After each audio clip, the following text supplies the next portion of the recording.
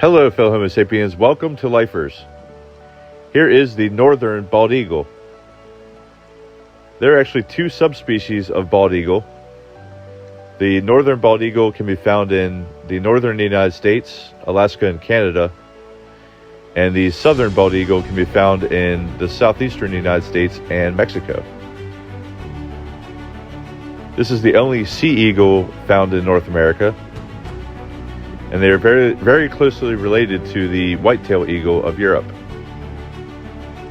They feed mainly on fish, but they can also eat a wide range of other prey. What a beautiful bird. There are over 60 species of eagles found worldwide.